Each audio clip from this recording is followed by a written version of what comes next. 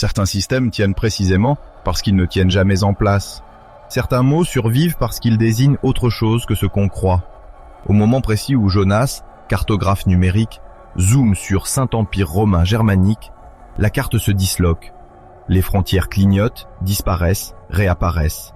Rien ne tient. Rien. Jonas s'est donné une mission simple. Produire une carte claire, une seule, de l'Empire pour une appli éducative. Son patron veut des contours nets, des couleurs propres, un avant-après facile à comprendre. Alors Jonas ouvre les atlas, les PDF universitaires, les cartes interactives. Il superpose, il calibre, il corrige les échelles.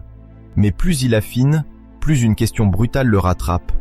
Qu'est-ce que je suis censé dessiner au juste ? Le doute s'installe. Le premier bug apparaît quand il essaye de figer une date précise, 1155. Frédéric Barberousse vient d'être couronné empereur à Rome, c'est théoriquement l'apogée de la puissance impériale. Jonas trace un contour large, englobant la Germanie, le nord de l'Italie, la Bourgogne. Puis il tombe sur une autre carte, pour la même année. L'Empire y est réduit à des tâches éparpillées, duchés, évêchés, villes libres, enclaves. Entre ces tâches, des zones presque vides, juridiquement floues. Même mot, même Saint-Empire, deux images qui ne se ressemblent pas. Jonas zoome sur l'Italie. Là où il voyait un bloc rouge, il ne trouve qu'un filet de droit, contesté partout. Le contraste le suit. Jonas se rassure comme il peut. Il se dit que le problème vient peut-être des historiens modernes, de choix de représentation. Hypothèse A, la plus confortable. L'Empire serait un État classique, mais mal cartographié. Un noyau germanique, un appendice italien, une marge bourguignonne, le tout piloté depuis une capitale implicite comme Aix-la-Chapelle ou Prague. Il suffirait de choisir une bonne échelle, de lisser les aspérités, d'ignorer quelques anomalies locales. Une sorte de gros royaume qui ne dit pas son nom, mais qui fonctionne, au fond, comme les autres. Cette illusion s'écrase en une phrase, sèche, que Jonas lit dans un article sur les diplômes impériaux. L'Empire n'a jamais eu de capitale fixe. Son roi voyage sans cesse. Son pouvoir existe surtout là où il passe physiquement. Le silence de son bureau pèse un peu plus. Hypothèse B, plus subtile, plus séduisante pour un cartographe. L'Empire serait avant tout un espace juridique. Peu importe l'unité territoriale, ce qui compte serait une toile invisible de droits, de liens de vassalité, de privilèges. Jonas se met à superposer les couches. Regnum Teutonicum, Regnum Italiae, Regnum Burgundiae, puis les principautés laïques, les principautés ecclésiastiques, les margravias, les villes libres. Il ajoute les cercles impériaux, bien plus tardifs, puis les compétences de la Diète, du Reichskammergericht, du Reichshofrat. La carte ne donne pas une forme, elle donne un nuage. L'Empire n'est plus un bloc, c'est un système d'imbrication. Puis Jonas tombe sur un document du XVIe siècle qui renverse cette hypothèse. Les mêmes princes qui brandissent le droit impérial à Ratisbonne agissent comme souverains quasi indépendants chez eux, signent des traités extérieurs, lèvent des armées, imposent leur confession sans demander l'avis de l'empereur. La contradiction s'épaissit. Hypothèse C, enfin, et Jonas n'aime pas ce qu'elle implique. Et si le problème n'était pas la complexité en soi, mais le mot « empire » lui-même? Peut-être que Saint-Empire romain germanique sert d'écran, un label prestigieux qui masque autre chose, une structure conçue précisément pour empêcher qu'une seule carte, un seul centre, un seul pouvoir ne s'impose. Jonas regarde la chaîne de couronnement, de Verdun à Worms, de Bologne à Westphalie, et la pensée le dérange. Le mot « empire » pourrait bien décrire surtout une lutte permanente contre ce que nous appelons, nous, un État. Il note la fissure dans son propre vocabulaire. Jonas décide de faire ce que son logiciel déteste. Il arrête de chercher des contours, il suit des déplacements, ceux d'un homme qui n'a pas de bureau fixe. Au début, il colle à Othon Ier. Il le suit d'Aix-la-Chapelle à Magdebourg, de Quedlinbourg à Ratisbonne, jusqu'à Rome. Les traces sont dans les diplômes. Ici, un marché accordé à une abbaye, là, un droit de péage attribué à un évêque, plus loin, un privilège confirmé à un duc. Le pouvoir ressemble à une tournée permanente. Pas un territoire continu, mais une succession de présences ponctuelles. Les points de la carte ressemblent à des piqûres, isolées.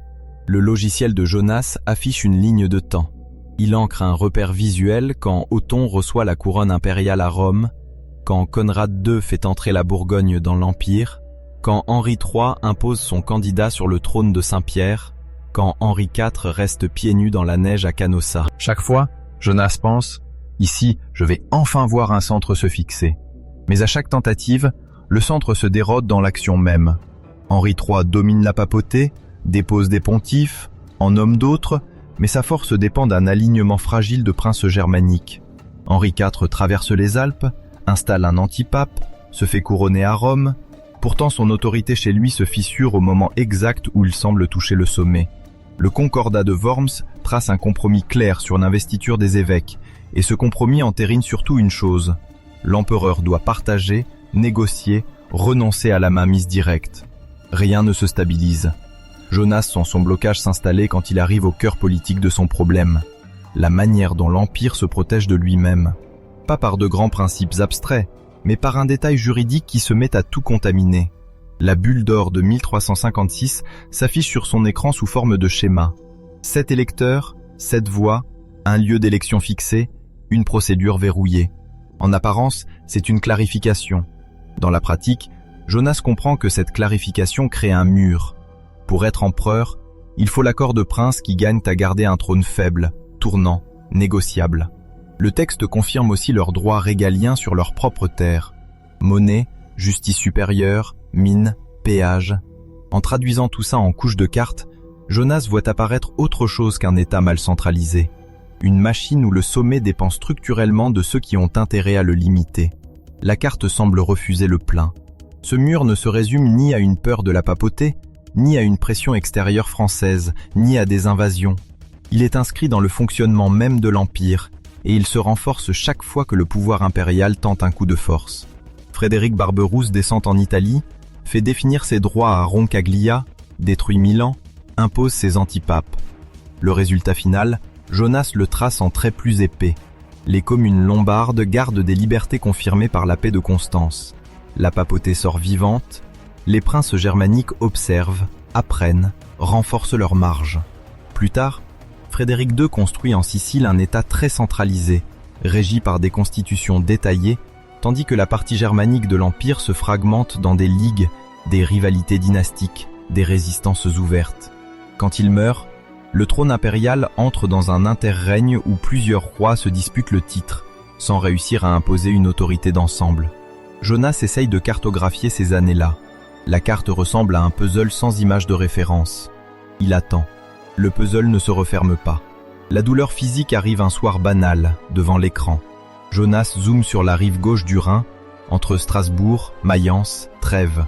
Il compte les petites entités, les villes libres, les abbayes impériales, les territoires princiers imbriqués. Il veut leur donner à chacun une couleur distincte. Sa main se crispe sur la souris, son pouce se bloque, la douleur remonte dans l'avant-bras. Il secoue la main, revient à la carte. Même effort, même crampe. Ce n'est pas qu'une fatigue musculaire. C'est la sensation très concrète que son geste essaie d'imposer une forme continue à quelque chose qui a été construit pendant des siècles pour résister à ce geste. Jonas comprend alors qu'il ne se heurte pas à un manque de données, ni à la complexité du Moyen-Âge en général. Il se heurte à une architecture politique qui fait de la dispersion organisée son mode de survie. Le mot « survie » résonne, sec.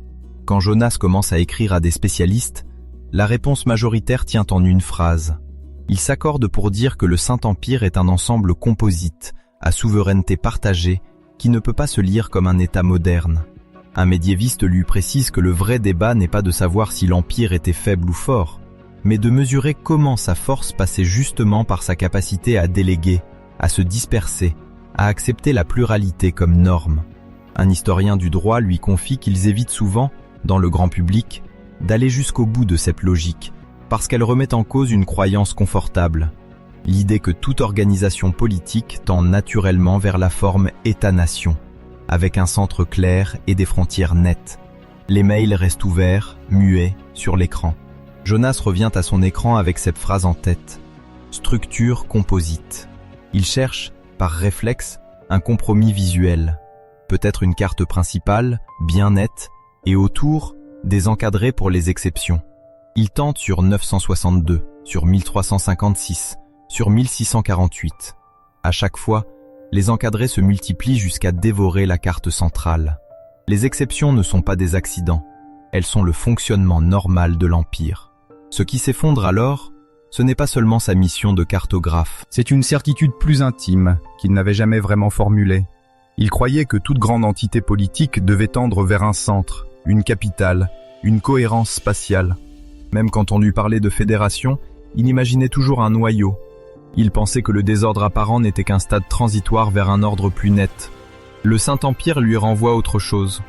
Il suit sa ligne de temps, l'élection d'Henri Ier, l'usage des symboles carolingiens par Othon Ier, la multiplication des évêchés dotés de régalia, la montée des duchés territoriaux, la fixation du collège électoral avec la bulle d'or, la prolifération des villes impériales, la paix perpétuelle de 1495, les cercles impériaux, la réforme, les ligues confessionnelles, la guerre de 30 ans, Westphalie, la diète perpétuelle, les tribunaux impériaux, la sécularisation de 1803, la confédération du Rhin, la dissolution de 1806. À aucun moment la ligne ne pointe vers un centre unique. Elle se ramifie, se dédouble, se grignote, se réajuste. L'empereur garde un prestige, des compétences judiciaires, un rôle d'arbitre. Mais ses possessions héréditaires, Autriche, Bohême, Hongrie pour les Habsbourg, suivent leur propre logique, distincte de l'Empire.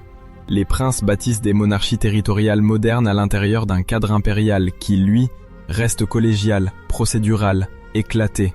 La Prusse obtient une couronne royale en dehors de l'Empire, mais continue de participer à ses institutions. La même main signe au nom du roi et au nom de l'électeur, selon le contexte. Jonas réalise que ce qu'il découvre n'est pas simplement un empire compliqué. C'est un système où la fragmentation n'est pas une pathologie, mais un choix récurrent, entériné par des textes, des guerres, des compromis. Quand la réforme éclate, quand la paix d'Augsbourg est conclue, quand Westphalie est signée, chaque fois la solution n'est pas de réduire le nombre d'acteurs, mais d'inscrire leur pluralité dans des règles communes. Cuius regio, eius religio, n'unit pas, il organise la division. Westphalie ne reconstruit pas un bloc, elle légalise des souverainetés multiples sous un toit impérial affaibli mais toujours là. Le fil commun reste cette pluralité tenue. Sa mission initiale, produire une carte claire, devient presque indécente à ses propres yeux.